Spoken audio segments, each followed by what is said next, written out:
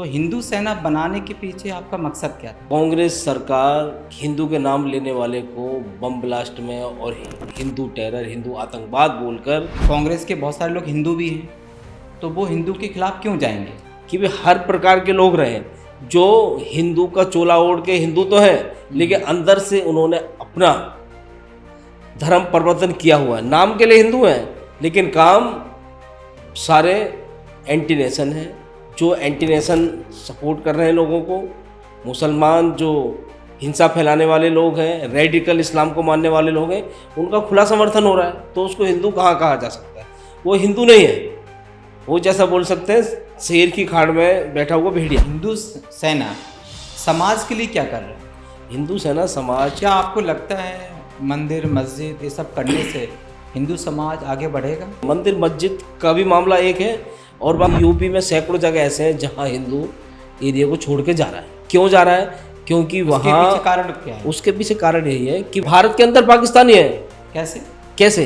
जहाँ मनमोहन जी थे, उन्होंने बोला था प्रधानमंत्री ने, इस देश के संसाधनों पर सबसे पहला अधिकार हिंदुओं में कितनी असमानता है, समानता है ही नहीं, तो हिंदू एक होते ही नहीं है कभी। हमारी संस्कृति वैदिक और सनातनी जो है, जो लोग उसको मानते हैं वो सब एक है। सुनिए, आप बोलते देवताओं के कारण देवताओं के कारण एक है और एक रहेंगे। तो एक नहीं है। हिंदू धर्म बहुत सारी जातियों में बटा हुआ है, वहाँ पे ऊंच नीच है, ऊंचा है नीचा है, ये सब बहुत भेदभाव है। इसके लिए हिंदू सेना क्या कर रही है? हम तो कह रहे हैं जात पात की करो विदाई, हिंदू हिंदू भाई भाई। भारत में तो हर किसी को अपनी स्वतंत्रता दी गई है। स्वतंत्रता के नाम पे ये नहीं है कि आप क्या राम को मानता गाली उसका दोगे, खुद का आप भगवान जगन्नाथ को गाली दोगे। हिंदू सेना का मकसद सिर्फ आपका मंदिर के ऊपर काम करना है। हिंदू सेना वो काम कर रही है जो काम सरकारें क्या कर रही हैं। सरकारों ने आईएएस और आईपीएस का एग्जाम भी उर्दू में कर दिया। भगवान कृष्ण ने मुझे प्रेम सिखाया, तो हमें प्रेम से नहीं रहना चाहिए। भगवान श्री कृष्ण के दो स्वरूप हैं। कि आप लड़ाई झगड़े सब करते रहोगे तो विकास कब करेंगे आप? चाइना है हमारे बगल का। चाइना आगे बढ़ने के पीछे क्या है? चाइना ने विकास में रोड़ा अटकाने वालों को ही अटका रखा है। कोई उड़ीसा में आने का मकसद और केंद्रपाड़ा जाने का मकसद क्या था आपका? उड़ीसा जो है हनुमान जयंती के उपलक्ष्य पर ही उड़ीसा जो कहते हैं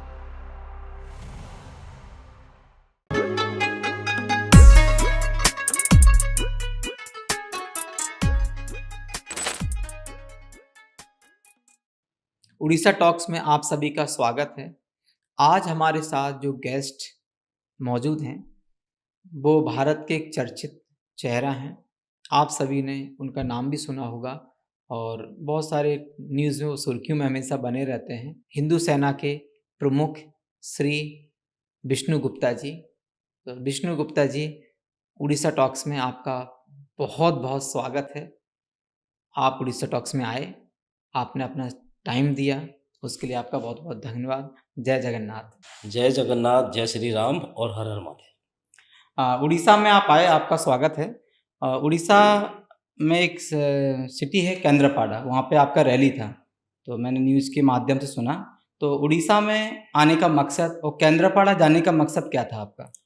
ऐसा है, आप देखेंगे कि भाई हनुमान जयंती भी है। हनुमान जयंती को उपलक्ष्य में सारे देश में रैलियाँ आ रही हैं, हो रही है। और यहाँ पे क्या है, हनुमान जयंती पे हमारे दिल्ली में भी, उत्तर प्रदेश में बहुत सारी रैलियाँ थी। अच्छा। लेकिन उड़ीसा जो है हनुमान जयंती के उपलक्ष्य पर ही उड़ीसा जो कहते हैं नववर्ष भी, यानी कि आज के दिन से शुरुआत होता है। हाँ, तो उड़ीसा नववर्ष का भी मौका इसे बोल सकते हैं। तो उस मौके पर भी उड़ीसा आने का मुझे सौभाग्य प्राप्त हुआ और भगवान जगन्नाथ जी के दर्शन करने का सौभाग्य। आप हिंदू सेना के प्रमुख हैं, राष्ट्रीय अध्यक्ष हैं, तो मैं आपसे एक पूछना चाहूँगा, बहुत सारी संगठन हैं हमारे भारत में, बहुत सारी पार्टीज भी हैं, तो हिंदू सेना बनाने के पीछे आपका मकसद क्या था? क्यों बनाया आपने? ऐसा, जब ये हिंदू सेना बनाई थी उस समय जिम्मेदारी से और हिंदू संगठन काम नहीं कर रहे थे, इसलिए हिंदू सेना का गठन करने की आवश्यकता हमें पड़ी। और ये जो संगठन है आज से नहीं चला रहे। अच्छा। हम 2008 से हिंदू सेना की शुरुआत की है, जिस समय कांग्रेस की सरकार थी। अच्छा। लोग हिंदू का नाम लेते हुए लोगों को डर लगता था। अच्छा। उस समय से हम लोग काम कर रहे हैं। जब कांग्रेस सरकार हिंदू के नाम लेने वाले को बम ब्लास्ट में और हिंदू टेरर, हिंदू आतंकवाद बोलकर लोगों पे जुल्म कर रही थी हिंदुओं पर, उस समय हिंदू सेना की आवश्यकता थी और हमने हिंदू सेना बनाई। और जो जो कांग्रेस का हिंदुओं के प्रति उत्पीड़न था, उसका खुले मंच से और जमीन पे स्तर पे आके हमने उसका विरोध किया और धरना प्रदर्शन किया, जिसके उपरांत आप देखोगे कि कांग्रेस धराशायी होगी, कांग्रेस समाप्त होगी समझ लो लगभग, और भारतीय जनता पार्टी की सरकार बनी। तो मतलब आप कहना चाहेंगे कि आपके सपोर्ट के कारण भारतीय जनता पार्टी सरकार में आई?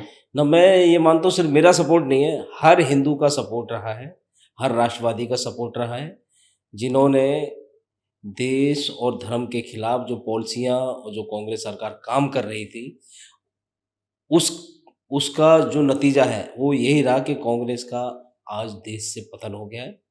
और मैं मानता हूँ कि आने वाले और 20-30 सालों तक कांग्रेस सत्ता में वापसी नहीं कर पाएगी।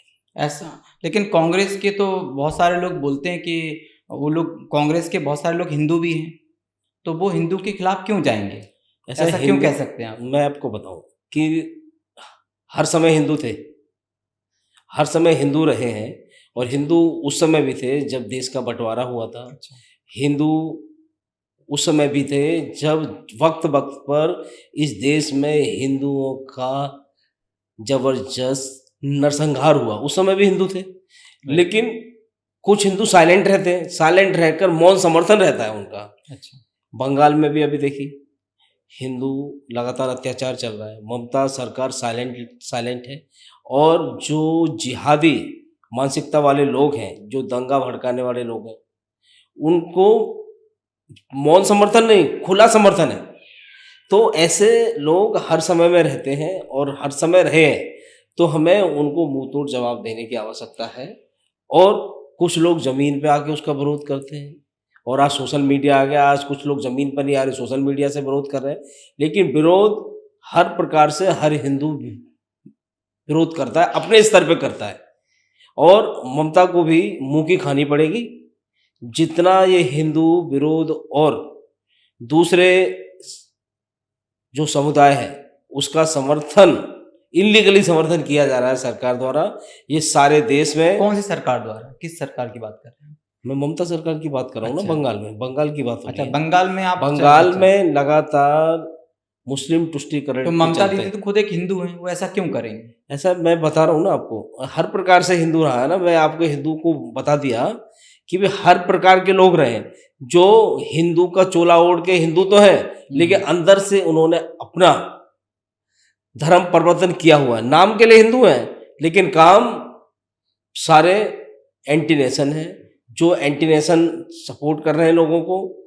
मुसलमान जो हिंसा फैलाने वाले लोग हैं, रेडिकल इस्लाम को मानने वाले लोग हैं, उनका खुला समर्थन हो रहा है, तो उसको हिंदू कहाँ कहा जा सकता है? वो हिंदू नहीं है, वो जैसा बोल सकते हैं शेर की खाड़ में बैठा हुआ भेड़िया। तो वो नाम के लिए हिंदू हैं, अंदर से उन्होंने अपना धर्म परिवर्तन करके इस्लाम यानी अपना लिया उन्होंने। तो हिंदू सेना का मकसद क्या है? सिर्फ एक पार्टी को सपोर्ट करना है या हिंदू समाज के लिए कुछ करना है? अरे हिंदू समाज के लिए कर रहे हैं, पार्टी को सपोर्ट नहीं करते। पार्टी का तो सपोर्ट अपने आप हो जाता है। कैसे? जब लोग जागरूक होंगे, हिंदू के प्रति जागरूक होंगे, जो हिंदू के लिए खड़ा होगा उसे खड़ा देखेंगे, तो उन्हें कहीं ना कहीं तो वोट देना ही है, तो वोट दे देते हैं। वोट कहीं ना कहीं तो डालने जाएगा, मतदान करने जाएगा, पर वो लोग देखते हैं कि कौन हमारे पक्ष में है, कौन हमारे विरोध में, और कौन सी राजनीति पार्टी ऐसे व्यक्ति के साथ खड़ी है जो सिर्फ नाम का हिंदू है लेकिन काम का इस्लामीकरण में लगा है। तो हिंदू सेना समाज के लिए क्या कर रहे हैं? हिंदू सेना समाज को ऐसे लोगों से जन जागरण अभियान भी कर रही है, और हिंदू सेना रिक्लेम टेम्पल का भी अभियान हिंदू सेना ने चलाया। आप देखेंगे यूपी में मथुरा और काशी, उन दोनों का केस हिंदू सेना लड़ रही है। राजस्थान में भी हमने अजमेर दरगाह, जो कि आज से 800 साल पहले वहाँ पे मोहम्मद मोइनुद्दीन चिश्ती मोहम्मद गौरी के साथ आए, उनकी वहाँ मजार बनी हुई है। अच्छा। ठीक है, वहाँ के नीचे भगवान शिव का मंदिर है, वो सबसे पहला शिव मंदिर वो तोड़ा गया। उसको भी हम वापस लेने में लगे, उसके भी साक्ष्य कोर्ट में केस चला है। हम हर प्रकार के हिंदुओं को जागरूक करने का हिंदू सेना का काम है, और हिंदू सेना वो काम और हिंदू सेना के कार्यकर्ता मजबूती से पूरे राष्ट्र के अंदर ये काम जन जागरण अभियान इसमें चला रहे हैं, लोगों को जागरूक कर। क्या आपको लगता है मंदिर मस्जिद ये सब करने से हिंदू समाज आगे बढ़ेगा? सर हिंदू समाज तो बढ़ रहा है, मंदिर मस्जिद का ही मामला नहीं है। मंदिर मस्जिद का भी मामला एक है, और बाकी हर मोर्चे पे लोग काम कर रहे हैं ना। आपका फील्ड क्या है? आपका फील्ड है एंकरिंग करना, उड़ीसा टॉक्स नाम से ये चलाना। आप टॉक्स चला रहे हो, आपने एक दिन से यही काम कर रहे हैं, आपको दूसरे काम के बारे में आप नहीं सोचते, ठीक है। वैसे ही हर व्यक्ति का फील्ड अलग है, तो हर व्यक्ति हर फील्ड में काम कर रहा है। ऐसा नहीं है कि जो देश है, देश को आगे ले जाने वाले लोग नहीं है, आगे भी ले जाया जा रहा है। मंदिर मस्जिद की भी बात हो रही है, क्यों नहीं बात हो? क्योंकि भाई हमारा यदि उन्होंने मंदिर तोड़ा है, तो मंदिर में जब इस देश के 100 करोड़ लोगों की आस्था है कि मंदिर लोग जाते हैं, हर व्यक्ति मंदिर जा रहा है, भगवान के आगे नतमस्तक है, तो भाई भगवान के मंदिर के बारे में सोचा क्यों नहीं जाए कि मंदिरों को तोड़ के मस्जिद बना दी है? तो भाई जिन जिहादियों ने जिहादी मानसिकता से भगवान को, हमारे देवताओं को नीचा दिखाने के लिए वो काम किया है, और वहाँ मूर्ति अभी भी डली हुई है, शोषण कर रहे हैं, बेअदबी कर रहे हैं, तो उन मूर्तियों को हम क्यों ना बाहर निकालें अपने देवताओं को, जिनकी हम श्रद्धा से पूजा कर रहे हैं। और अभी भी आज देखिए, आज भी एक समाजवादी पार्टी के व्यक्ति का बयान आया है कि यदि देवताओं में दम होता या ताकत होती तो मोहम्मद बिन कासिम, मोहम्मद बिन ये फलाना जितने इस्लामिक है वो यहाँ हमले नहीं कर पाते। अरे भाई देवता है, शक्ति है, एक दिन इनका पतन होगा। जिन्होंने ये हमारे मंदिरों को तोड़ा है, एक दिन उनका भी पतन होगा। और ये जानबूझकर सिर्फ हमारे देवताओं को निशाना इसीलिए बनाया जाता है कि हम तुम्हारे मंदिर तोड़ रहे हैं, भगवान का अपमान करें। भगवान कुछ नहीं करे। अच्छा भाई, भगवान देखते हैं, भगवान कभी किसी दुष्ट या शत्रु को खुद आईना नहीं दिखाते, कोई ना कोई माध्यम बनता है।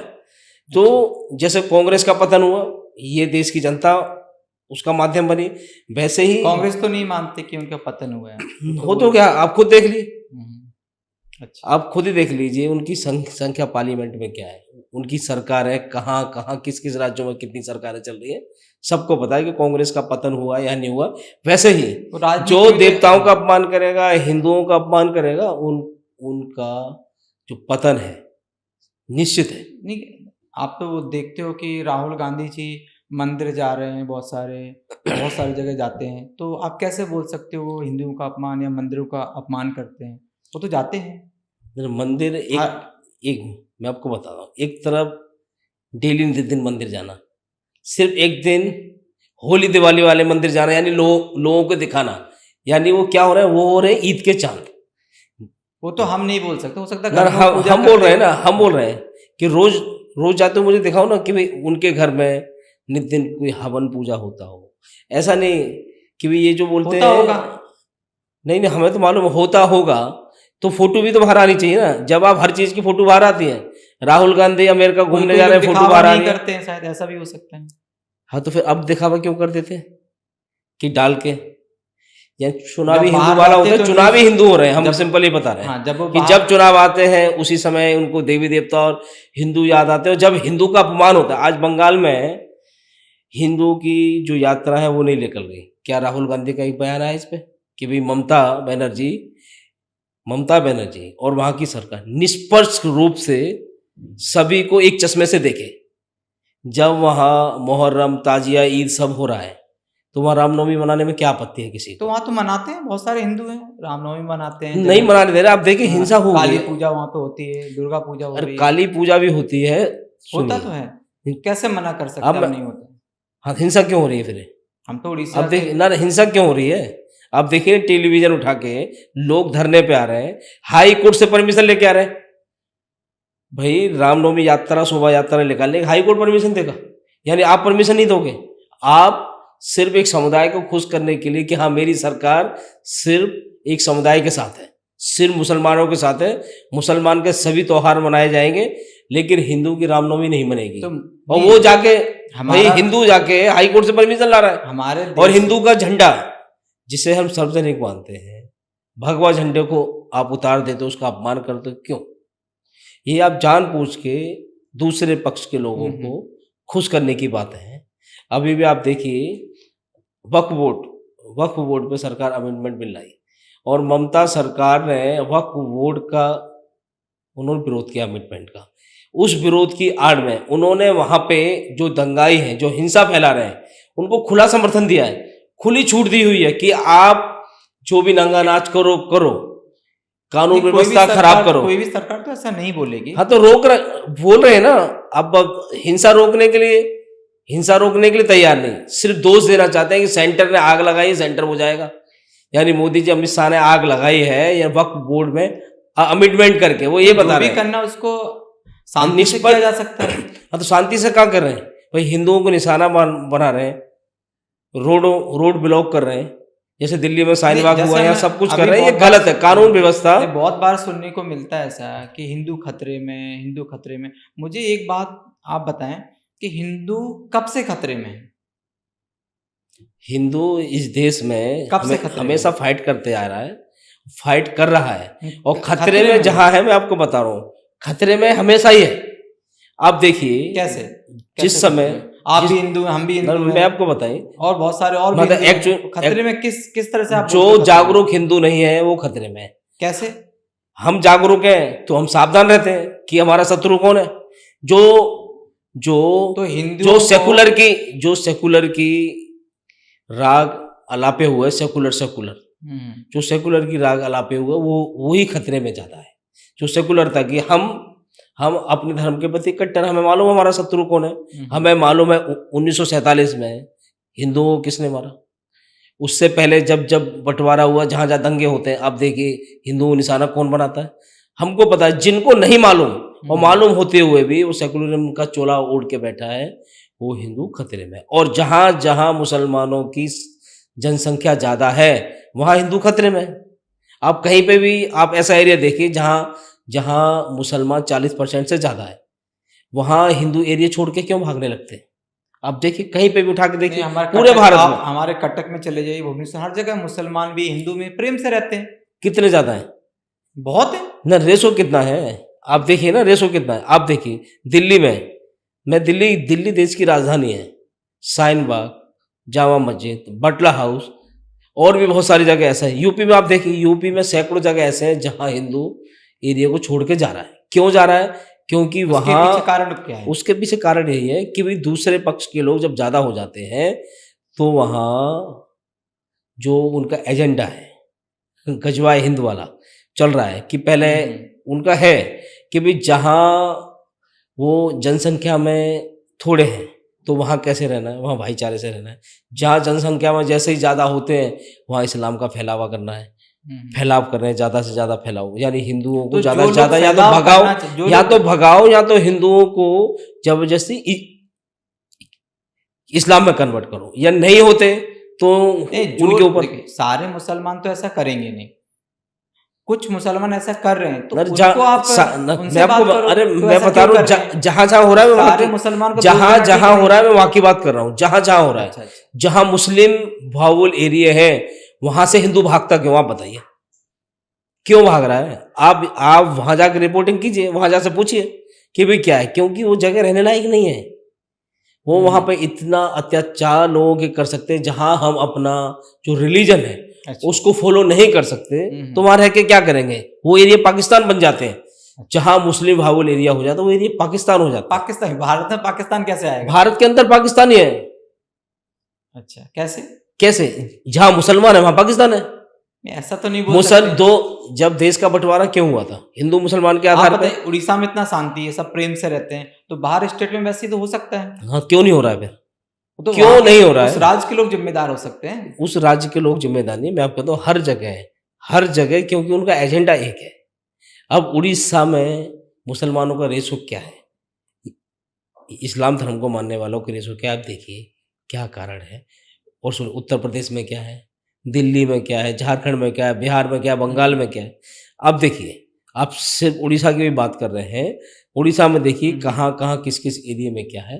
तो मैं सिर्फ ये कहना चाह रहा हूँ कि भारत जो है, जो हिंदुस्तान है, ये हिंदुओं का देश है, ठीक है, हिंदू बहुल देश है। तो यहाँ हिंदू बहुल देश, सभी लोग देते, हाँ, यहाँ पे सभी लोग रहते हैं, सभी लोग रहते हैं, सभी लोग रहते हैं। सबसे ज्यादा कौन है?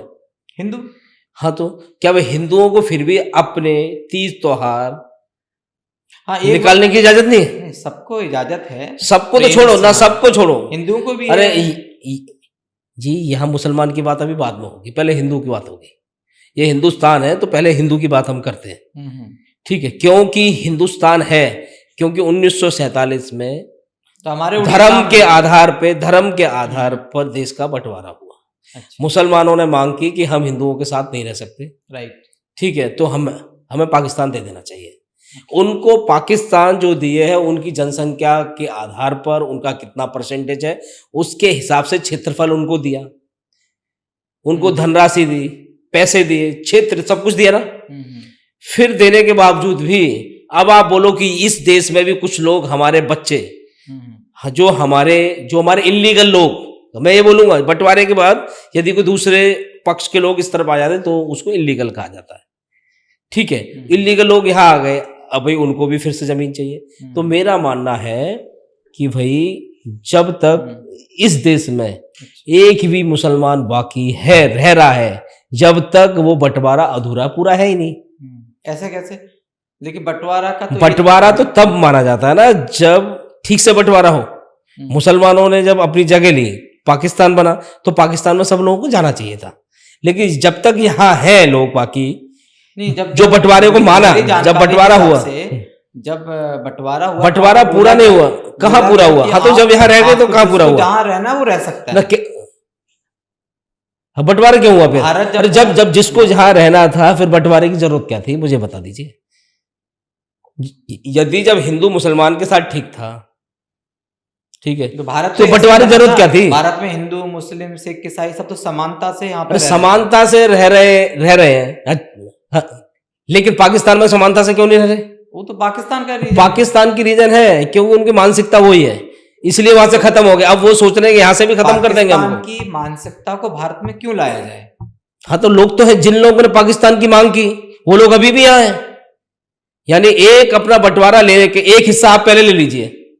आपने मांग की कि भाई हम आपके साथ नहीं रह सकते, हमें दे दिया जाए, और आपने एजेंडे के तहत पहले एक हमारा हिस्सा ले लिया, फिर अपने 4 लोग यहाँ भेज दिए कि भाई अब बाद में फिर इसको कब्जा लेना है। ये गलत है। जब बंटवारा हुआ था तो पूरा ना, मैं तो मेरा तो ये मानना है, बहुत टाइम हो गया है ना, मैं बहुत टाइम हो गया इसलिए बता रहा हूं। अरे आज के समय में क्या है ना, मैं ये बता रहा हूँ, यदि बहुत टाइम हो गया, आपके दादा 100 साल पहले ये जमीन आपके नाम थी, यदि उसमें कुछ लोग इलीगल कब्जा करके बैठ जाए, आप बोलो 100 साल हो गए इसको छोड़ दो, तो उसके लिए कानून है, कानून की मदद ले सकते हैं। हाँ, तो जाएंगे ना। इसीलिए हम लोग भाई कोर्ट के पास भी जाते हैं, कानून के पास भी जाते हैं। तो बंटवारा जिस प्रकार से हुआ था वो बंटवारा अभी पूरा नहीं हुआ। हाँ, जो भी करना वो पूर्ण रूप से बंटवारा होना चाहिए था, नहीं हुआ है। इस विषय पे जब पाकिस्तान बंटवारे के बाद इस्लामिक ये देश बना, ठीक है, लेकिन हमारा देश हिंदू राष्ट्र नहीं बन पाया, जबकि हिंदुओं का देश है। अभी भी 100% हिंदू से क्या होगा? अरे पाकिस्तान बनने से क्या होगा? अब पाकिस्तान बनने से क्या हुआ है आप बताइए? पाकिस्तान उनको चाहिए था, क्यों चाहिए था? जब ये बाकी देश हिंदू राष्ट्र हो जाएगा तो आपको आपत्ति क्या है? आपत्ति नहीं, इससे क्या लाभ क्या होगा? अरे लाभ कुछ ना हो, छोड़ दो, जैसा चल रहा वैसा ही चलेगा। लेकिन हिंदू राष्ट्र में क्या दिक्कत है मुझे बताइए? अरे भाई, जब देश हिंदू बाहुल है, यदि हिंदू राष्ट्र बन जाए तो उसमें आपत्ति क्या है?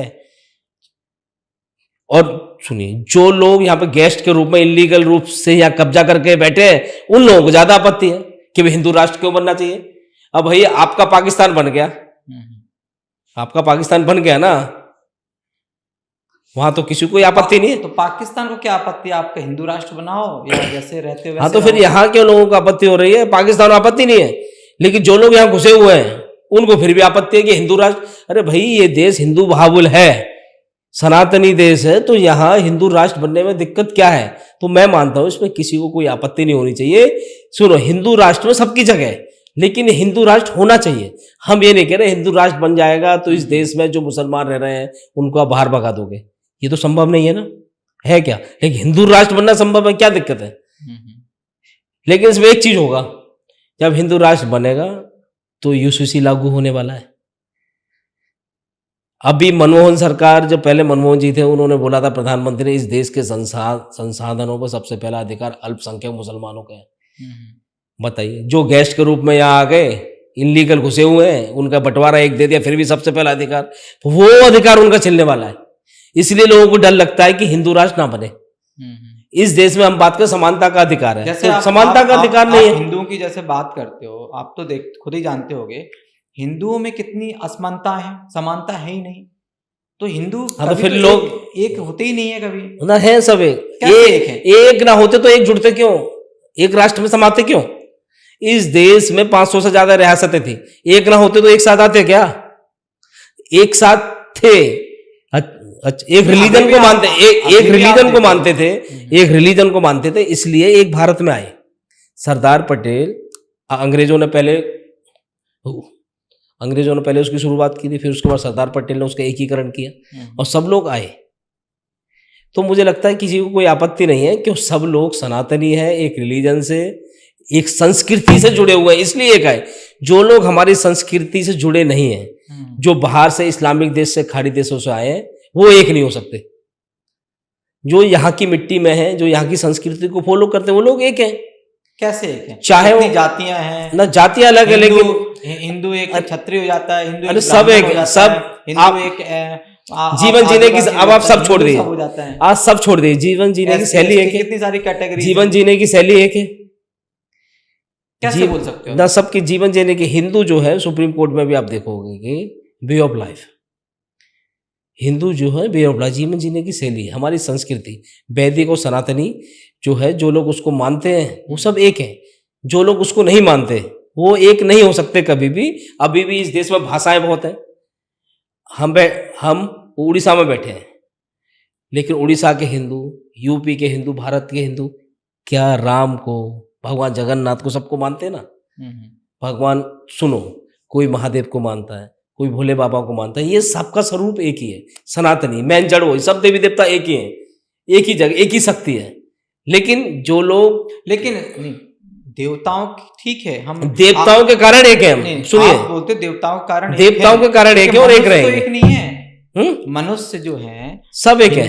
कैसे एक मान सकते? सब एक है, देवताओं को जो मानता है सब एकीकरण है।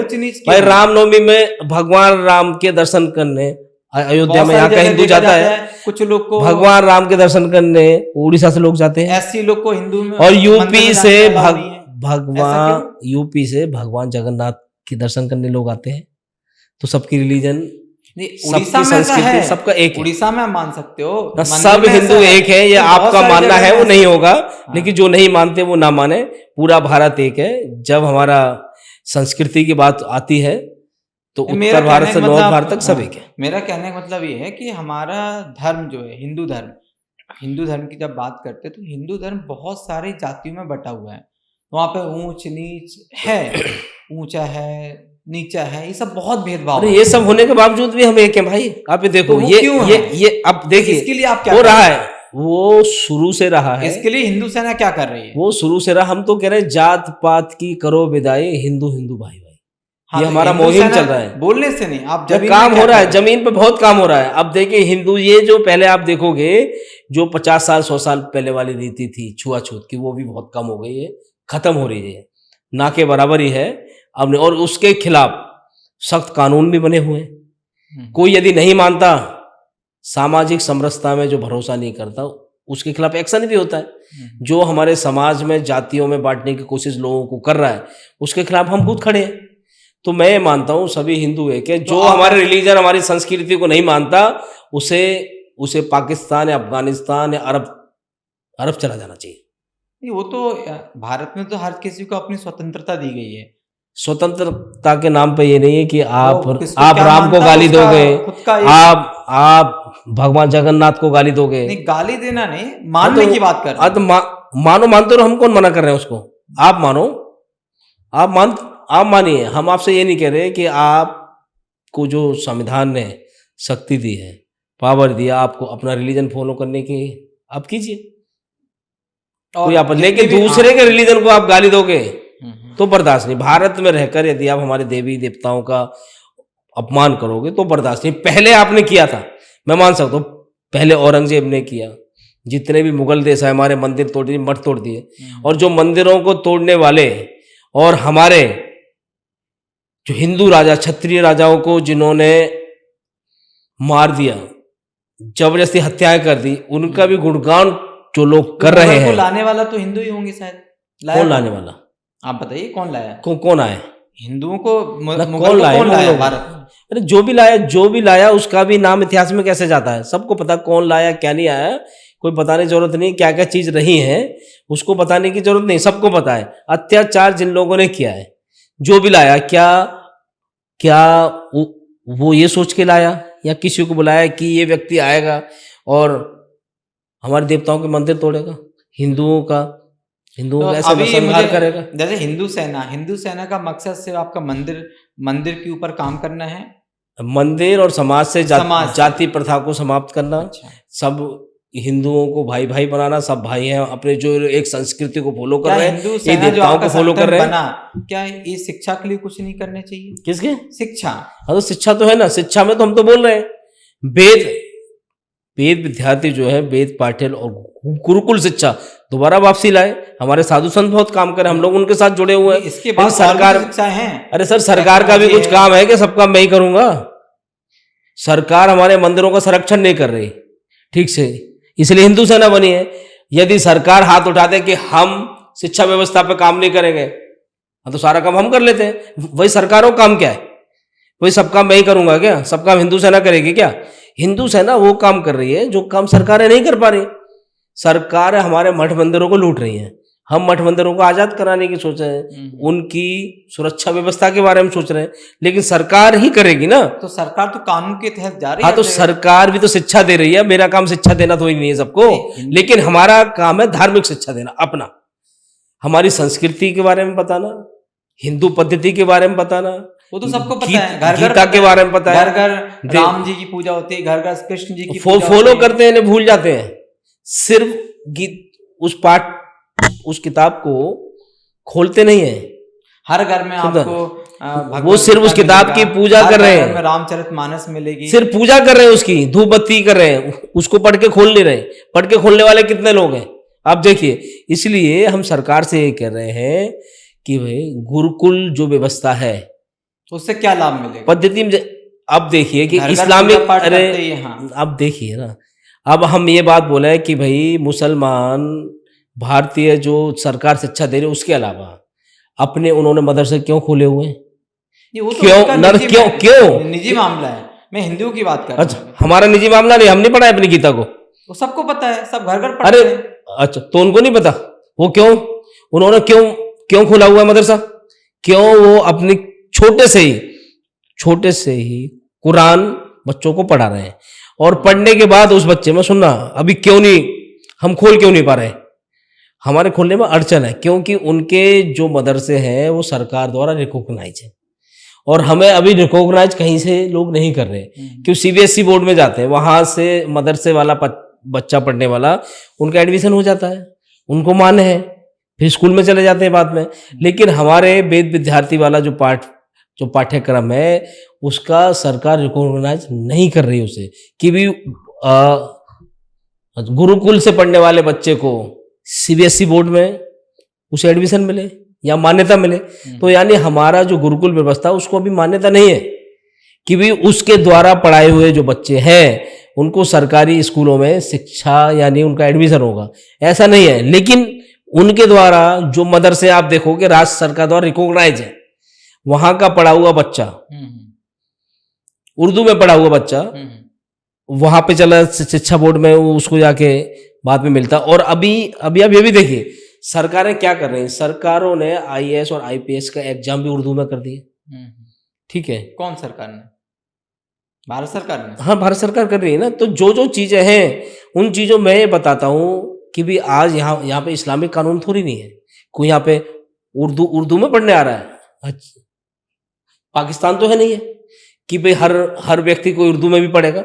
अभी ठीक है, आप उर्दू यूज में ला रहे हो, ठीक है, लेकिन उर्दू में एग्जाम की जरूरत क्या है? ये तो भारत सरकार को आपको बोलना चाहिए। हाँ, तो मांग कर रहे हैं हमने तो पहले ही मांग की है। हम मांग कर रहे हैं कि भाई ये जो उर्दू में जो एग्जाम दिया जा रहा है आईएएस का और आईपीएस का, ये एग्जाम खत्म होना चाहिए। वो जो किस आईपीएस और भाषा में आईएएस चाहते बनते हैं हैं, इसको आप? जो भाषा में चलना चाहिए, लेकिन भाई उर्दू की तो जरूरत नहीं है ना।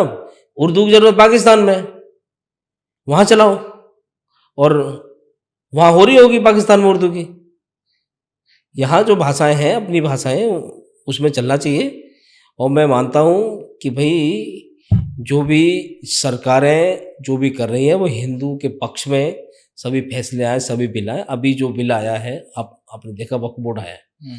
वक्फ बोर्ड पे सरकार ने अमेंडमेंट किया, ये लोगों को मिर्ची लग रही, गुंडागर्दी थी उनकी। किसको मिर्ची लग रही? लोगों को लग रही, जो लोग वक्फ बोर्ड के नाम पे, और सभी पार्टियों को मिर्ची लग, पूरा विपक्ष उसके खिलाफ है। अच्छा, पूरा किसी का विपक्ष, नाम बोलें किसको मिर्ची लग रही है, कौन बोल रहा है? पूरा विपक्ष बता रहा हूं मैं, पूरा विपक्ष।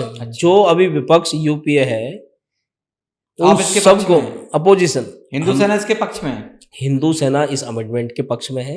देर आए दुरुस्त आए, लेकिन ये वक्फ बोर्ड भी असंवैधानिक है, यही खत्म होना चाहिए। लेकिन उससे पहले यदि कुछ अमेंडमेंट हुआ है, ये भी स्वागत योग्य है कि पहले एकदम चोरी करने की खुली छूट दी हुई थी, अब चोरी पे कम से कम जांच तो होगी।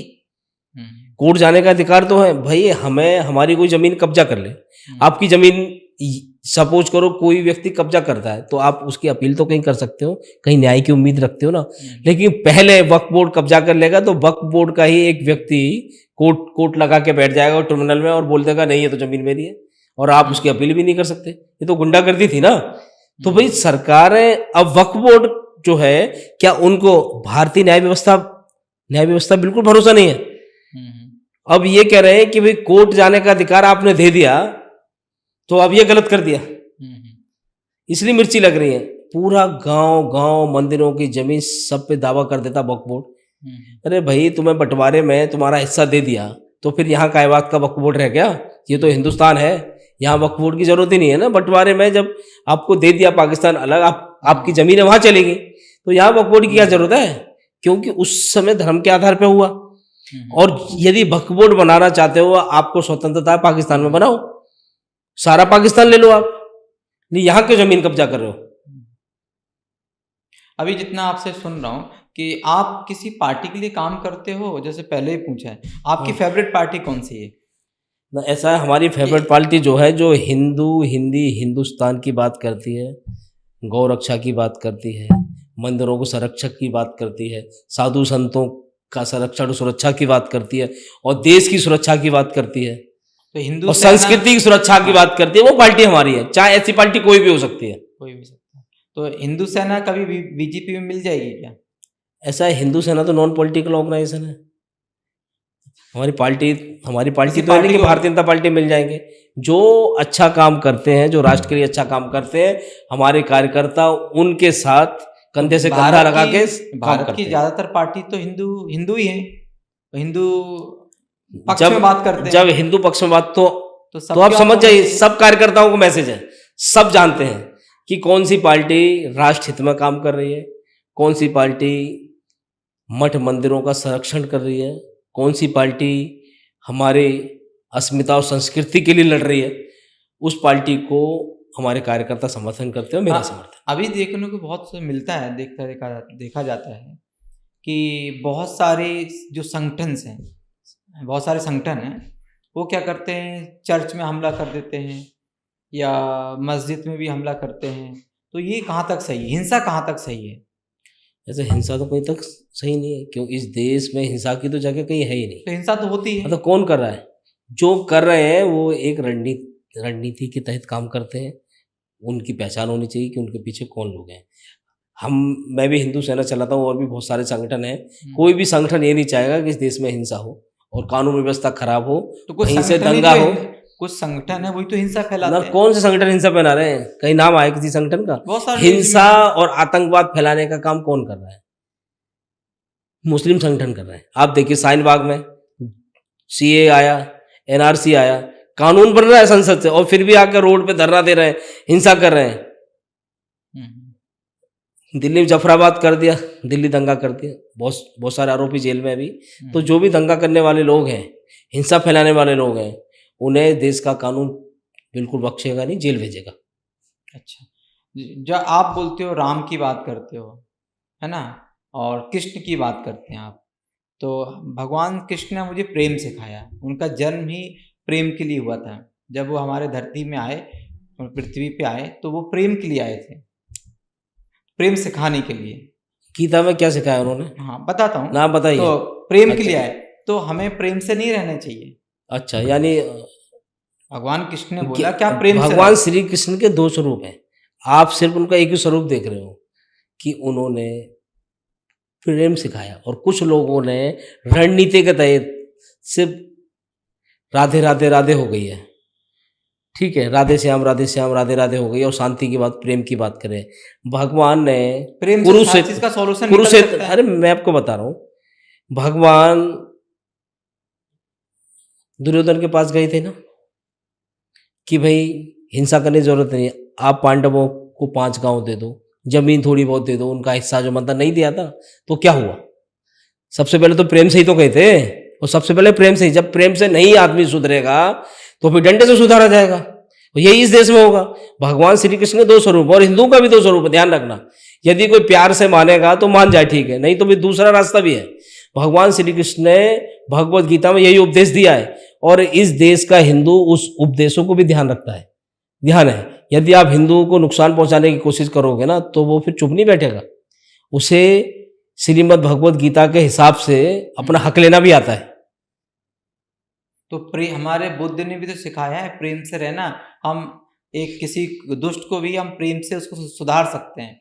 क्या हमारे गुरु हैं या आप हिंदू सेना प्रमुख हैं? ना, तो सबने आप सिखाया है। तो लोगों को सही भगवान रास्ता नहीं श्री दिखा कृष्ण सकते के, हैं? भगवान श्री कृष्ण जी ने जो सिखाया है उस पे भी ध्यान देने की जरूरत है। जहाँ प्यार की बात करी तो प्यार करें, वहीं भगवान श्री कृष्ण ने बोला अहिंसा परमो धर्म, धर्म हिंसा तथाचे। यदि धर्म खतरे में है, धर्म कैसे खतरे में होता है जहाँ प्रेम नहीं होता है? यदि आपकी बीवी बच्चे खतरे में, आप क्या है?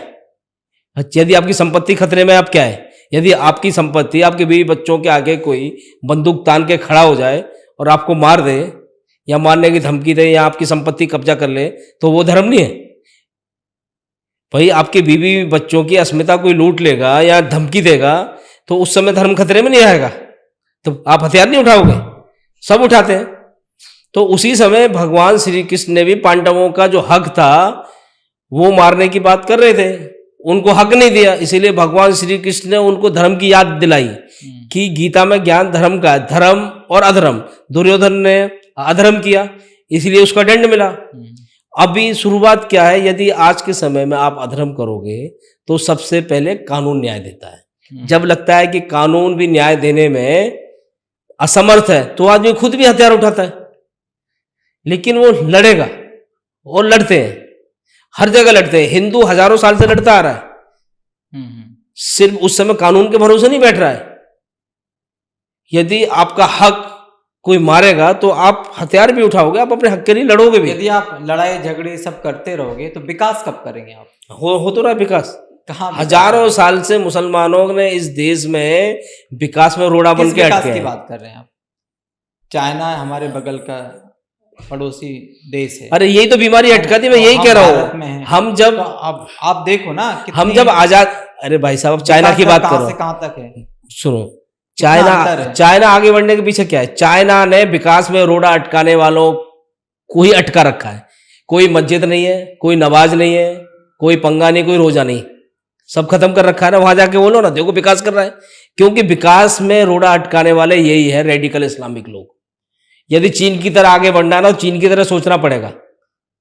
इनके जो धार्मिक स्वतंत्रता है ना, जिसके नाम पे उड़ रहे हैं, लेकिन चीन के बारे में कोई नहीं कहता कि चीन में जो मस्जिद है उनको क्यों बंद कर दिया, क्यों वहां पे कोई रोजा क्यों नहीं रख सकते, क्यों? उनको पता है कि अटका देते हैं। विकास में देखो कितना आगे बढ़ रहा है चीन, क्योंकि इस्लामिक जो रेडिकल इस्लामिक मानने वाले लोग हैं वो विकास की राह में रोड़े हैं। जिस दिन इनको कंट्रोल कर लिया ना, हम लोग विश्व गुरु बन जाएंगे। आपका ये मत है? हाँ, यही मत है, सच्चाई है। क्योंकि ये लोग हमें हिंदू मुसलमान चक्कर में फंसा देते हैं। ये अंतर्राष्ट्रीय साजिश है, हिंदू जिस क्यों साजिश के तो हिंदू जिस क्यों साजिश के फंसते हैं? तहत देश जिस क्यों साजिश, फंस रहा है? क्योंकि उसको पूर्ण रूप से स्वतंत्र नहीं होने दिया ना मैं, क्यों इनको अटका दिया ताकि हम लोग आगे ना बढ़ सकें, कि जैसे ही हिंदू आगे बढ़े, भारत आगे बढ़े, भारत को दंगे की आग में झोंक दो, आगे ना बढ़ सके। ये हिंदू दंगा नहीं करता, दंगा करने वाले कौन लोग हैं आप देखिए। दिल्ली दंगा में पता चल गया, पहले भी दंगे हो, किन लोगों ने दंगे किए। कौन नहीं चाहता कि भारत आगे बढ़े? हिंदू तो देश के विकास में योगदान प्रतिदिन दे रहा है। आप देखिए देश के विकास में सबसे ज्यादा योगदान मुसलमानों का, हिंदुओं का है कितने मुसलमान यहाँ? और फिर भी आप बता रहे हो कि भी रोड़ा कौन अटकाएगा? हम अपने हमारे देश में अब्दुल अभी कलाम टैक्स जी भी कितने हैं। बोल रहे हैं? तो अब्दुल हाँ, तो कलाम सम्मान नहीं जी करते उनका हम? कितना विकास अरे किया, उनका बहुत कुछ किया सम्मान उन्होंने। करते हो, उनके नाम से रोड भी है। नहीं, रोड नहीं, दिल्ली में उन्होंने उनके कितना नाम से रोड भी, भारत उनका के लिए कितना सम्मान किया, नहीं। वो तो आपको पता है, सब जानता है, पूरा विश्व जानता है। लेकिन उनको मुसलमान मानता है क्या? आप देखिए, मुसलमान रेडिकल मुसलमान आज भी औरंगजेब का सेलिब्रेशन कर रहा है, लेकिन अब्दुल कलाम का सेलिब्रेशन क्यों नहीं कर रहा? क्योंकि उसने इस्लाम नहीं, जो मानने वाले इस्लाम हैं, का अब्दुल फैलाव कलाम जी ना को मानते करके, हैं। उन्हें इस्लामिक फैलाव ना करके उन्होंने देश के विकास में योगदान किया, तो इसलिए मुसलमानों ने उसको अपनी जमात से अलग कर दिया। ठीक है, उनका सिर्फ एक ही एजेंडा है, इस देश में गजवाए हिंद लाना है, इस देश को इस्लामिक बनाना है। तो आप इसी चीज का प्रचार क्यों नहीं करते हैं कि अब्दुल कलाम जी के रास्ते पे चलिए? तो कर रहे हैं ना लोग, बहुत सारे लोग कर रहे हैं, और बनने वाले लोग बन भी रहे हैं, बहुत सारे लोग कर रहे हैं, बोलने की जरूरत नहीं है। और मैं चाहता हूं क्या कि आप नहीं जल्दी बहुत चाहते सारे हमारे लोग, देश में प्रेम हो, सारे धर्म एक साथ मिलके रहें, प्रेम से रहें? अब भाई हिंसा करने वाला धर्म कैसे प्रेम से रहे? सारी दुनिया में जो हिंसा वालों को आप अलग, जब एक कानून उसको दंड देगा। अरे कानून दंड दे रहा है, तो कानून ही तो दंड दे रहा है। अभी कानून बना रहे हैं तो वो कानून के खिलाफ ही हिंसा कर रहे हैं। अभी सुनिए, सबसे पहले सीए बना, उसके खिलाफ हिंसा कर रहे हैं। धारा 370-80 हटाई वहां से जम्मू कश्मीर, उसके खिलाफ हिंसा की। राम मंदिर, हमारा जो अस्मिता का सवाल था, भगवान श्री राम को मानने वाले लोग हैं, वो मंदिर बना तो हिंसा कर रहे हैं। अभी वक्फ बोर्ड में अमेंडमेंट कानूनी रूप से आया, तब हिंसा कर रहे हैं। बताइए कौन है अटकाने वाले लोग हैं? तो ये शांति भरोसा कहाँ करता है? ये लोग मानवता में भरोसा नहीं करते, ये लोग सिर्फ मानव भक्षक हैं। मानवता में भरोसा करने वाले जितने देश और जितने लोग हैं, वो सब आगे बढ़ रहे हैं। देखो सऊदी अरब, दुबई, देखो दुबई, सऊदी अरब भी तो मुस्लिम देश है, वो बढ़ रहे हैं ना, कितना कर रहे हैं। लेकिन यहाँ मुसलमान इतना होते हुए ये हमें खींच रहे हैं। इनका एजेंडा है सिर्फ इस देश को इस्लामीकरण करते हैं, जगह जगह पाकिस्तान बनाते हैं। कौन कर रहा है ऐसा? ये जो लोग फॉलो कर रहे हैं इस्लाम को, रेडिकल इस्लाम वाले लोग हैं, जो शांति भरोसा नहीं करते। है कौन? और उन्हीं के जाल में, उन्हीं के हिसाब से भारत की कुछ राजनीतिक पार्टियां भी काम कर रहे हैं। समाजवादी पार्टी, ममता बनर्जी, कांग्रेस, ये सब लोग काम कर रहे हैं, उसी एजेंडे पे काम करने में लगे हुए हैं। और आप उन लोगों को भी हिंदू बता रहे हैं। हाँ, है हिंदू वो, लेकिन नाम के हिंदू हैं, नाम के हिंदू हैं। तो हिंदू सेना का सिर्फ मकसद यही है कि अपने धर्म के लिए काम करना, धर्म शिक्षा के लिए काम नहीं करना है। शिक्षा मिल तो रही सबको। यदि शिक्षा में खतरा है क्या? आपको शिक्षा मिली है, जिसको नहीं मिल रहा उसको सपोर्ट। अरे भाई, मुसलमानों को भी लोग शिक्षित कर रही भारत सरकार, और उनको जो पढ़ने के लिए इतनी प्रकार के उनको बहुत सारे वो दिया जा रहे हैं, पैसे दिए जा रहे हैं, सब्सिडी दी जा रही है। अब जो नहीं पढ़ने जा रहा, फिर क्या करें? क्या करें उसको? बहुत सारे हिंदू लोग भी हैं जो अशिक्षित हैं, उनको शिक्षा के उनके पास मनी नहीं है कि वो तो सरकार भाई पढ़ने के लिए पैसा तो ही नहीं, फ्री पढ़ा रही सरकार। अब जाए सरकारी स्कूल में, आपको सब कुछ फ्री मिल रहा है, कोई पैसा, करने वाला तो पैसे भी कर रहे हैं ना। स्कूल तक पहुंचने के लिए तो कुछ जरिया चाहिए। तब लोग पहुंचा रहे हैं सब जगह। बहुत भारत शिक्षित हो रहा है, लग रहा है आपको नहीं पता, भारत शिक्षित नहीं है। शिक्षित हो रहा है, सब जल रहे हैं। ये मना नहीं करता, शिक्षित हो रहा है, लेकिन आपका विकासशील देशों में आ रहा है भारत, कोई ऐसा नहीं है। विकासशील देखो में चल रहा है, विकसित भी होगा। आपका वही एजेंडा ये नहीं होना चाहिए जो गरीब बच्चे लोग, उनको कैसे शिक्षा मिले, अरे हर जगह कैसे पहुंचाया जाए। आपको सिर्फ एक ही एजेंडा पता है कि हिंदू सेना इधर भी काम कर रही है। हिंदू सेना के बहुत सारे रूप हैं, बहुत सारे और भी संगठन हैं जिनके साथ हिंदू सेना मिलकर काम कर रही है। और तो और आदिवासी एरिया में भी हमारे अलग अलग ऑर्गेनाइजेशन काम कर रहे हैं, जहाँ पे सरकारें आज तक नहीं पहुँच पाई है ना, वहाँ पे भी एनजीओ और सोशल जो वेलफेयर स्कूल हैं वो चल रहे हैं। वो लोगों को पढ़ने के लिए प्रोत्साहन किया जा रहा है और पढ़ा रहे हैं। ठीक है, तो ऐसा नहीं कि हम सिर्फ एक एजेंडे पे काम कर रहे हैं। जहाँ सरकारें फेल हो जाती है ना, वहाँ पे समाज आगे आता है और उस काम में समाज में आगे आने में सबसे बड़ी भूमिका हिंदुस्तानियों की है, हिंदुओं की और राष्ट्रवादियों तो की। कोई भी संगठन बने हुए, मतलब जैसे मान लो आपने संगठन बनाया, तो बगैर संगठन की भी तो सेवा कर सकते हैं। हाँ, तो लोग कर रहे हैं ना, क्या दिक्कत है? तो संगठन की जरूरत क्या है? संगठन की कोई जरूरत नहीं है, संगठन की लोग कोई जरूरत अपना नहीं अपना है। संगठन बना के बैठ जाते हाँ, हैं, सब क्या चल रहा जरूरत है। है? हाँ, तो संगठन से लोगों को आपत्ति क्या है, मुझे बताओ नहीं, उसका जरूरत क्या है? ना। है, उसकी बहुत सारी जरूरत होती है। जैसे इस भारत के संविधान के रूप में बहुत सारी, यदि आपको कोई फंड यदि चाहिए या आपको कुछ और काम करना है, यदि आपको तो समाज सुचारू सेवा रूप करना से, है तो ऐसे भी कर सकते हैं। हाँ, तो कर रहे हैं लोग, बहुत सारे लोग ऐसे भी कर रहे हैं। लेकिन संगठन भी तो, संगठन बनाने का भी तो कानून ने प्रावधान दिया है ना। मैं कानून ने एजेंडे दिए हैं। कानून के तहत ही सोसाइटी रजिस्ट्रेट हो रही है ना। और या तो सरकार नहीं सरकार ये ऑप्शन नहीं रखती कि आप सोसाइटी रजिस्ट्रेशन ना करें, बिना रजिस्ट्रेशन के भी कर सकते, बहुत सारी जगह लोग कर रहे हैं। लेकिन एक समय आके फिर उन चीज़ों में सरकार का कंट्रोल आता है। तो इसलिए सरकार ये कहती है कि आप बड़े स्केल पे यदि समाज सेवा का काम कर रहे हैं तो आप सोसाइटी बना लें। तो लोग सोसाइटी इसीलिए बनाते हैं, और सोसाइटी बना के, संगठन बना के, भाई किसी को क्या आपत्ति है? नहीं, आपत्ति नहीं। सोसाइटी बनाने का मकसद सिर्फ रुपए है या सेवा है? काम तो लोग कर ही रहे हैं ना भाई, रुपया आएगा तभी तो और सेवा कर लेंगे। और जब सरकार ने ऑप्शन दिया है भाई, हर बिजनेसमैन को अपनी कमाई का कुछ ना कुछ CSR के रूप में देना पड़ता है। तो वो यदि उस CSR को समाज सेवा के रूप में किसी सोसाइटी या किसी संगठन को दे रहे हैं तो उसमें आपत्ति क्या है? जब पैसा आएगा उसके बाद ही तो और अच्छी सुविधाएं आ पाएंगी। सरकार ने भी इसीलिए बनाए हैं सोसाइटी और समाज सेवी चीजें। क्यों? अकेले सरकार सब कुछ नहीं कर सकती। समाज का सहयोग और लोगों का सहयोग लेना पड़ता है, उसके बाद ही जाके जन जन तक वो चीजें पहुंचती, जन जन तक विकास होता है। अच्छा, तो आपका भी मकसद वही है कि आप लोगों से हेल्प लेंगे और लोगों की मदद करेंगे। सबका ही हेल्प, सबका मकसद है। मेरा ही मकसद नहीं।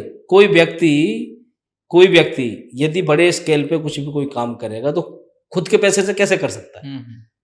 सोशल है, सामाजिक सर्कल है सब। हर हिंदू सेना के साथ लोग हैं, आपका भी कोई संगठन है उसके साथ भी लोग हैं, कोई और है, संघ है।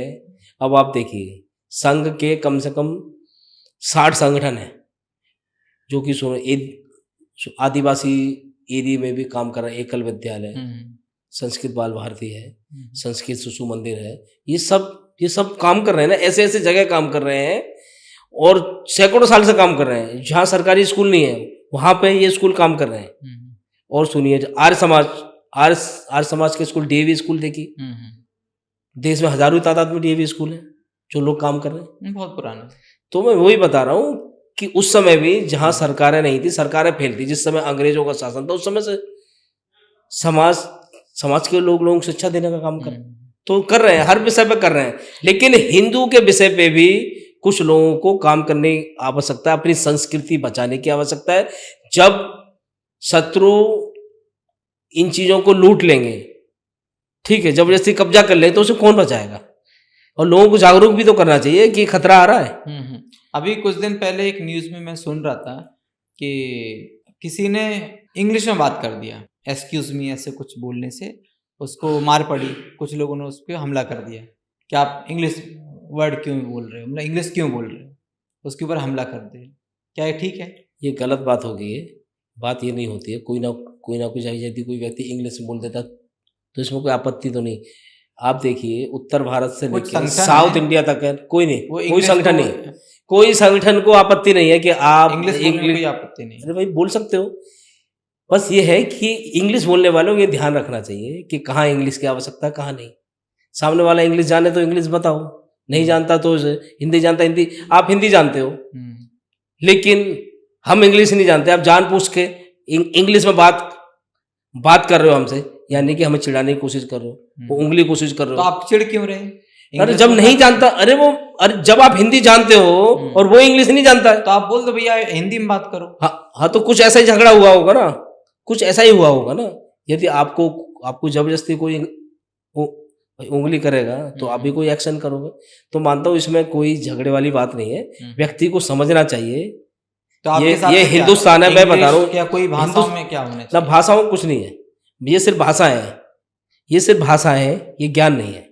अब सुनिए, मैं उड़ीसा में आया हूँ, तो मेरी सबसे पहली प्राथमिकता ये है कि मैं उड़िया में बात करूँ, लेकिन नहीं आता, हिंदी में बात कर रहा हूँ, और लोग भी यहाँ पे हमें हिंदी में जवाब दे रहे हैं। ठीक है, और मैं साउथ में भी चला जाता हूँ, सबसे पहले हमें उनकी क्षेत्रीय भाषाओं का सम्मान करना चाहिए, जो सबसे पहले है। यदि नहीं आता तो वो आपका सम्मान करेंगे, नहीं आता तो कोई बात नहीं, आप उनको कहीं कुछ इशारे करके। मैं यही तो बता रहा हूँ कि हमारा जो संस्कृति है वो पूरे भारत में इतनी मिली जुली संस्कृति है कि हम इशारे भी करेंगे ना तो समझ जाएंगे कि हम क्या बोल रहे हैं। तो हमें भाषा की जरूरत नहीं, यहाँ सबका इशारा भी एक है। आप उड़ीसा में, आपको कैसा लगा? अच्छा लगा। उड़ीसा के लोग बहुत अच्छे हैं, और उड़ीसा के लोग बहुत हिंदी भी जानते हैं, हेल्पफुल भी हैं, और बहुत अच्छा काम कर रहे हैं हमारी संस्कृति जुड़े। मैं उड़ीसा ही नहीं, मैं साउथ में भी कहीं जाता हूँ तो वहाँ पे भी लोग समझते हैं। खाना आपको पसंद आया ना? सब कुछ अच्छा है, बहुत बढ़िया। उड़ीसा खाना पसंद आया। यहाँ के लोग कैसा लगा आपको? बहुत अच्छा लगा। अभी कहाँ घूमे आप? अभी तो घूम ही रहे हैं, और भी कई जगह जाएंगे। कोई वजह? अच्छा। विष्णु गुप्ता जी, आपके बारे में हम और भी कुछ जानना चाहेंगे। आपकी दिनचर्या कैसे होती है? डेली कैसे काम करते हैं? आपका वर्क करने का स्टाइल क्या है? कैसे काम करते हैं? ऐसा जैसी सबकी दिनचर्या वैसे हमारी है। जैसा समय मिलता है, किसी का कॉल आता है या कोई कार्यक्रम है, तो जहाँ जिसको समय निकाल के जैसे जाना पड़ता है, वैसे कार्यक्रम सबसे भी। आप यदि कोई आपके साथ, यदि मान लो आप यहाँ बैठे हो, अचानक कॉल आता है, 2 कॉल आते हैं। एक कॉल आता है जो आपको जानते हैं लेकिन उसको हेल्प की बहुत ज़रूरत है। एक कोई बहुत बड़े आदमी का कॉल आता है, भैया आओ आप 10-50 लोग को लेके आ जाओ, मुझे आपकी बहुत ज़रूरत है। तो किसके पास आप जाएंगे? ऐसा हर जगह की हर काम की ज़रूरत है। जैसा कॉल आता है, तो जिसकी क्षेत्रीय समस्या, क्षेत्र के लोगों को उसका नंबर दे देते हैं।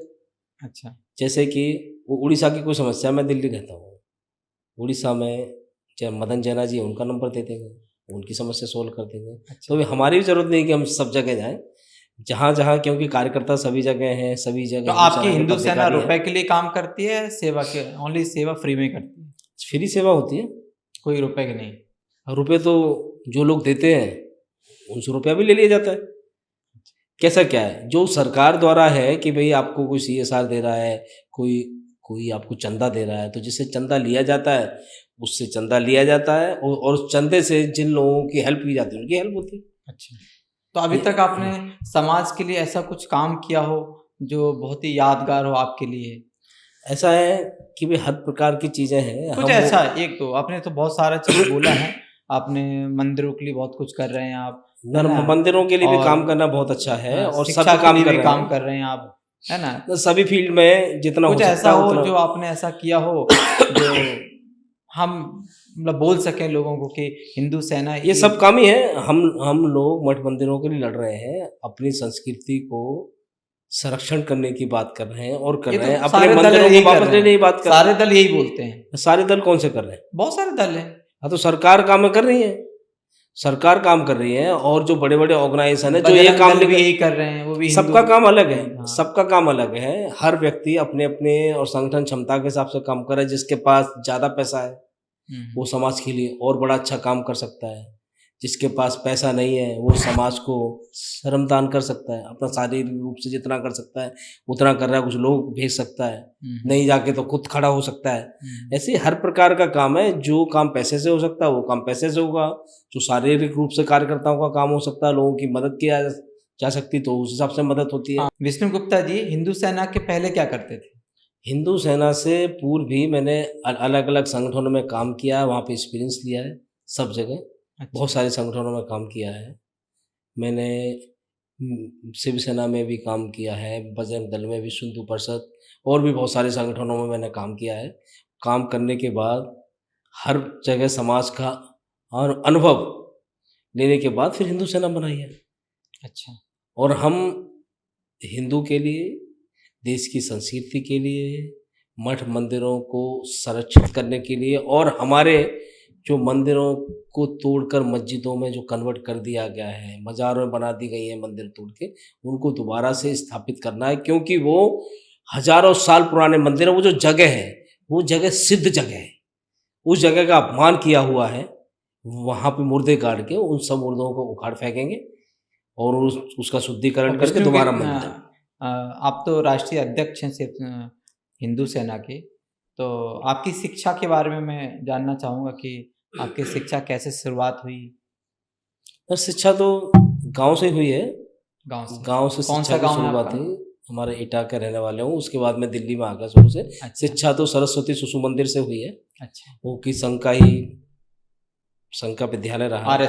आरएसएस का विद्यालय, मतलब बहुत सारे विद्यालय आप भी अभी भी RSS आरएसएस से के चल निकले रहे हुए हैं। हैं। हाँ, तो आरएसएस मैं मानता हूँ हर जागरूक व्यक्ति और राष्ट्रवादी व्यक्ति जो हिंदू विचारधारा जिसमें अभी है, उसका कहीं ना कहीं से लगाव या झुकाव या कनेक्शन आरएसएस से रहा है। अच्छा। कोई इसमें दोहराई बात नहीं है कि आरएसएस से ही राष्ट्रभक्ति वाली चीज़ें और हिंदू वाली चीज़ें आई हैं।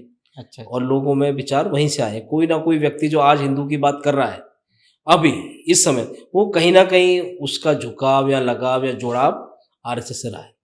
और आपके परिवार में और कौन कौन है? तो सभी लोग हैं, सभी लोग हैं परिवार, और सब लोग एक ही विचारधारा से हैं, उस विचारधारा को लेके आगे बढ़ रहे हैं। अच्छा, विष्णु गुप्ता जी हिंदू सेना के अलावा और क्या करते हैं? हिंदू सेना के अलावा और भी बहुत सारे काम हैं। जीवन जीने के लिए काम धंधा भी किया जाता है, वो भी है। क्या बिजनेस है आपका? हमारी कंपनी है, हमारी कंपनी चल रही है, कंपनी काम कर रही है। अच्छा अच्छा। ठीक है, कंपनी है। उसके बाद और भी काम है, और भी काम और भी है। सब काम कर रहे हैं, सब काम करते हुए समाज की सेवा में लगे हुए हैं। मतलब आपकी हिंदू सेवा कंपनी भी है, कंपनी के साथ साथ हाँ। आप हिंदू सेना में काम वर्क करते हैं, मतलब ऐसा एक्टिव हैं। है, कंपनी चलाना बहुत ज़रूरी है, ताकि हम काम नहीं करेंगे तो वे अपने खर्चे और समाज के खर्च, यदि समाज के ऊपर हमें बोझ नहीं बनना ना। नहीं तो लोग बोलेंगे काम नहीं करते भाई, समाज के ऊपर ही बोझ है। इसलिए हम समाज को काम करके अपना योगदान देते हैं। अच्छा। उसमें समय भी देते हैं, और जो हम पैसा कमाते हैं तो पैसा हिंदू भी देते सेना भारत में कहाँ कहाँ एक्टिव है, किस किस राज्य में एक्टिव है? हैं। ऐसा है, हिंदू सेना 18-20 राज्य में काम कर रही है भारत के। अच्छा। और अच्छा काम चल रहा है। बस यही है, कहीं कम है कहीं ज़्यादा है। हर जगह आप, मकसद एक ही है, हिंदू को आगे बढ़ाना है। हिंदू को आगे बढ़ाना, इस देश को हिंदू राष्ट्र बनाना, ये मकसद है। ये मकसद है। इसी मकसद से काम कर रहे हैं, जहाँ हिंदू ही आगे, हिंदू पहले, हिंदू पहले और बाकी सब बाद में। अच्छा। हिंदुस्तान में हिंदू पहले होना चाहिए, क्योंकि देश हिंदुओं का है। अब आप जाकर पाकिस्तान में बोलो हिंदू पहले, तो कोई मानेगा नहीं है, क्योंकि वहाँ पे राष्ट्र इस्लामिक राष्ट्र, तो इसलिए वहाँ मुस्लिम पहले है, और वहाँ हम हिंदू पहले की बात भी नहीं कर सकते, सोच भी नहीं सकते, क्यों हिंदू है ही नहीं। हिंदू वहाँ पे 1% भी नहीं है, तो हिंदू पहले कैसे होगा? और यहाँ हिंदू 100% है, उसके बावजूद भी हिंदू पहले नहीं। हम इसीलिए कह रहे हैं कि हिंदू पहले, हिंदू ही आगे। विष्णु गुप्ता जी, आपने अपना कीमती वक्त दिया, उड़ीसा टॉक्स में आए। उड़ीसा में तो आए, बहुत बिजी शेड्यूल में से आपने थोड़ा टाइम हमें दिया, तो उसके लिए मैं आपका आभारी हूँ। और जब भी दोबारा भी यदि उड़ीसा में आने का हो आपको, तो उड़ीसा टॉक्स में ज़रूर आएँ, हमें टाइम फिर से दें। आपका बहुत बहुत धन्यवाद। बहुत बहुत धन्यवाद आपका। जय जगन्नाथ।